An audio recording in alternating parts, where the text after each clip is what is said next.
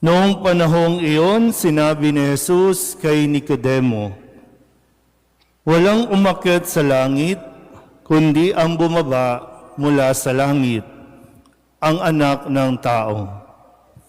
At kung paanong itinaas ni Moises ang ahas doon sa ilang, gayon din naman, kailangang itaas ang anak ng tao, upang ang sinumang sumasampalataya sa Kanya ay magkaroon ng buhay na walang hanggan. Gayon na lamang ang pag-ibig ng Diyos sa sangkatauhan, kaya ibinigay niya ang Kanyang bugtong na anak, upang ang sumasampalataya sa Kanya ay hindi mapahamak, kundi magkaroon ng buhay na walang hanggan. Sapagkat sinugo ng Diyos ang Kanyang anak, hindi upang hatulang maparusahan ang sanlibutan, kundi upang iligtas ito sa pamamagitan niya." Ang mabuting balita ng Panginoon. Pinupuri ka namin, Panginoong Hesukristo. Isang magandang gabi po sa inyong lahat. Maligayang pagdiriwang ng kapistahan ng Poong Jesus Nazareno. Viva Poong Jesus Nazareno! Palapakan natin ang Poong Jesus Nazareno. Sa unang pagkakataon, bilang parokya, tayo po ay nakikisa sa pambansang pagdiriwang na ito ng kapistahan ng Poong Jesus Nazareno. Ito po ay pagdiriwang na ng buong bansa, national celebration. Kung noong mga nakalipas na taon, nakasentro lang ang pagdiriwang doon sa simbahan ng Minor Basilica ng Quiapo. Ngayon po ay buong Pilipinas, at kaisa rin natin sa pagdiriwang na ito ang lahat ng mga deboto, mga Pilipino na nasa iba't ibang bansa. Nung ako po ay nasa Quiapo pa, nabigyan po kami ng pagkakataon na mabisita yung ilang mga deboto sa UAE, sa Hong Kong, sa Israel, at mayroon pa pong ibang mga grupo sa Canada, sa Australia, saan pa ba yun? Yan. Marami pa po, no? Kaya lang hindi ko pa naubusan na kami ng oras. No? Pero patuloy pa rin na lumalaganap ang debosyon sa Poong Nazareno, basta't may Pilipinong deboto saan mang sulok ng bansa o saan mang sulok ng daigdig, magtitipon-tipon sila at magdiriwang ng kapistahang ito. Pero nawa, sa gabing ito, intindihin natin, unawain natin ng mabuti ang mensahe na ibinibigay sa atin ngayon. Tingnan nyo nga po muna ulit yung imahin ng Nazareno. Minsan iba-iba lang ang sizes, iba-iba lang yung uri o kulay ng damit. Minsan mayroon ding hindi itim, mayroon depende sa kahoy na ginamit na imahin, pero lahat ay ganyan ang itsura. No? Nakayuko o nakaluhod ang isang paa ba yun? O yung tuhod. Ayan, tuhod. At pasan-pasan ang krus. So, ang imahin ng Nazareno ay imahin na nagpapasan ng krus at nakaluhod. Pero gaya po, gusto ko lang ibahagi dito sa ating komunidad ng imahin ng Poong Nazareno, katulad ng mga narinig natin sa mga pagbasa, yan po ay imahin na nagpapaalala sa atin ng pag-ibig ng Diyos. Sabihin nyo nga sa katabi ninyo, mahal ka ng Diyos. Mahal tayo ng Diyos para umabot sa punto na pasanin ni Jesus ang krus na yan. Hindi yan parusa sa Kanya. Bagamat, para sa mga Hudyo noon, pinarusahan si Jesus sa pamamagitan ng pagpapasan ng krus. Pero para sa nagpapasan, hindi yan parusa sa Kanya kasi kusa niyang inako yan. Kusa niyang pinasan para sa pagmamahal. Sabihin niyo nga sa katabi niyo ulit, magmahal ka. Kung magmamahal ka, tingnan mo yung imahe ng Nazareno. Hindi pwedeng magmamahal ka, gusto mong magmahal, pero ayaw mo ng responsibilidad. Hindi pwedeng sasabihin mong magmamahal ako, pero ayaw mong magpasan. Ayaw mo ng hirap. Kasi ang akala natin ng pagmamahal, dapat maginhawa lang, dapat masarap lang. Kaya konting sakripisyo, konting pagtatalo, konting away, sinusukuan na natin at agad-agad tayong nagdidesisyon, ayaw na kitang mahalin. Aalisin na natin to, hahanap na naman tayo ng bagong mamahalin. Si Jesus, bilang poong Jesus Nazareno, hindi magpapalit ng minamahal. At tayo yun, minamahal tayo ng Nazareno. Minamahal tayo ng Diyos. Kaya, maraming naaakit sa imahe ng Nazareno kasi yung mismong imahe nagsasabi na mahal kita. Kahit hindi mo siya mahalin, magsasabi pa rin na mahal kita. At kahit gaano kakahirap mahalin dahil sa mga ugali natin, tingnan nyo nga mga katabi ninyo. Yung ugali niya, kahit ganyan yan, kahit sukuan niya ng ibang tao ha, pero ang Diyos, hindi yan susuko sa pagmamahal. Hanggat pasan-pasan niya ng krus, huwag mong kakalimutang mahal ka ng Nazareno. Pangalawa, hindi lang basta yan nakaluhod, kundi yan ay sa bawat pagkakadapa, sa bawat pagkakaluhod, tatayo at tatayo yan.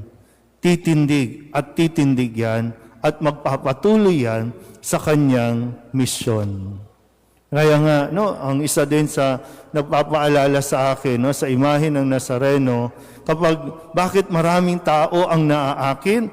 Kasi una, nangungusap na mahal ka ng Diyos, at pangalawa, nagsasabing, bangon, kaya mo yan. Sabihin niyo nga ulit sa katabi ninyo, kaya mo yan. Yan. Diba? Maliban na lang kung talagang hindi mo naririnig na nangungusap ang Nazareno sa pamamagitan ng imahin. Kaya sana sa mga deboto, pagkatapos ng pagdiriwang, wag lang basta iiwanan sa gilid yung Nazareno, yung imahin.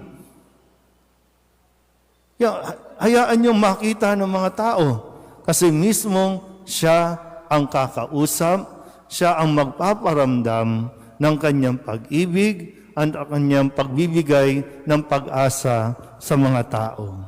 Malinaw po? Yan. Pangalawa po na punto ay yung tema ng pagdiriwang ngayon. Ang sabi po ng tema, mas mabuti ang pagsunod kesa sa mga haing o paghahandog. Ito ay hinango sa unang aklat ni Samuel.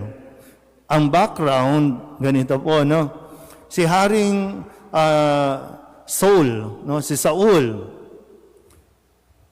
inutusan ng Diyos na salakayin yung isang nagpahirap sa mga Israelita noon. Ang bilin ng Diyos, salakayin mo sila, patayin mo lahat, wala kang ititira.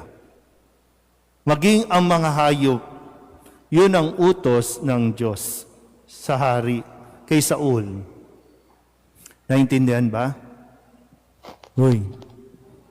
Para makuha natin, Pero, ito na. Nung sinalakay na nila Haring Saul at ng kanyang mga armies, nung makita nila yung mga matatabang baka, mga tupa, nagdesisyon sila, wag nang patayin. Kasi sabi, sayang, ihandog na lang natin. Pag sinabing handog, dadalhin sa altar, iaalay nila sa Panginoon. Nakukuha ba? Nagdesisyon. Ang gusto ng Panginoon, walang ititira. Pero ito, mga paladesisyon, di ba, no?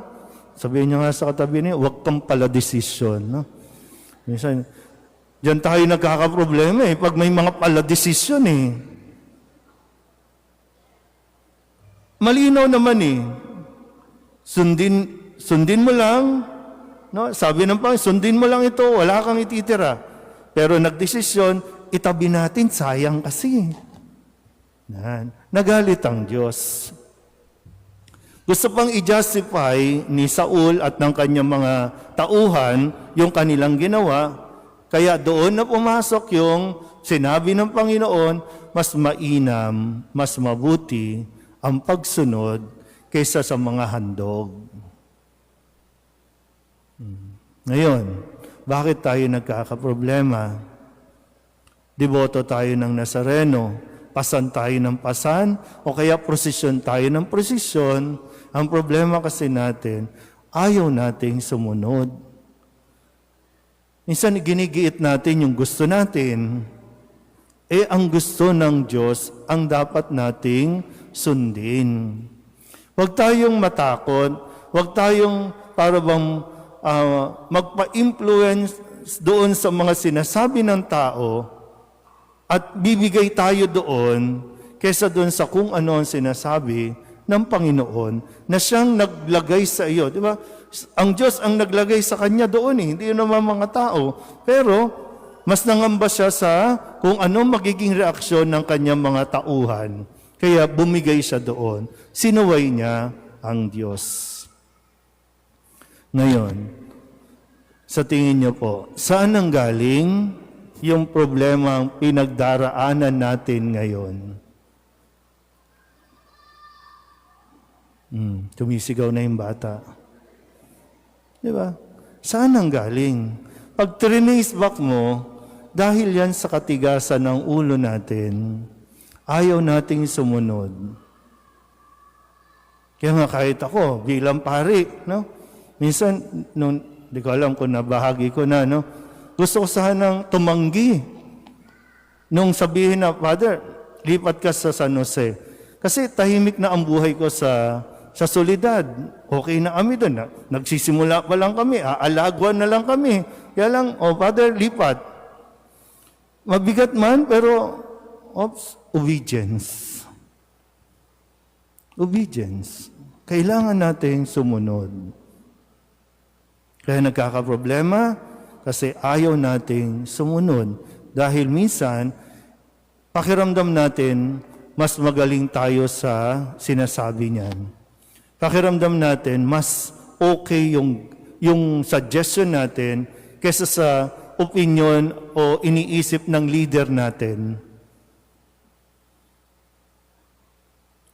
Simbahan man, sa pamahalaan, maging sa pamilya. Di ba kapag ang mga anak hindi sumunod sa magulang, doon nagkakaaway-away. Sino ba ang dapat masunod sa bahay? Magulang. Ang mga anak, hintayin nyo kayo ay maging magulang, hintayin ninyo ang panahon na aalis kayo sa bahay ninyo, then kayo na magdi-decide para sa inyo. Pero habang nasa loob kayo ng tahanan, ang magdidesisyon, ang masusunod, ang magulang. Okay pa ba tayo? Di ba? Kahit sa mga organization sa simbahan, minsan gustong-gusto ninyong magdasal, magrosaryo.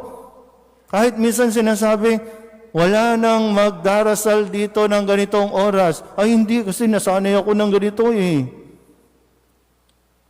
nagdasal ka nga, pero tigas naman ang ulo mo. Sample lang yun. Di ba? Kapag hindi na, ano ang gagawin? I-petition natin si Father. Paalisin natin. Ganun yung mga nangyayari, di ba? Ayaw sumunod ni Father sa atin, pues, isulat natin, petition natin. Di ba may Hindi naman dito yun, no? Di ba may mga ganun? So, ano ba talaga? Kaya nauuwi sa wala yung ating mga debosyon, panata, sakripisyo, kasi nakakalimutan natin, sumunod muna. O kaya naman, sino ba talaga ang sumusunod? Tayo ba ang sumusunod sa Diyos? O ang gusto natin, ang Diyos ang sumunod sa gusto natin? So nasaan ba talaga? Sa taong marunong sumunod sa Diyos, yun ang pagpapalain ng Diyos. Sabihin niyo nga ulit sa katabi ninyo, pagpapalain ka ng Diyos. Pero sumunod ka muna. Amen?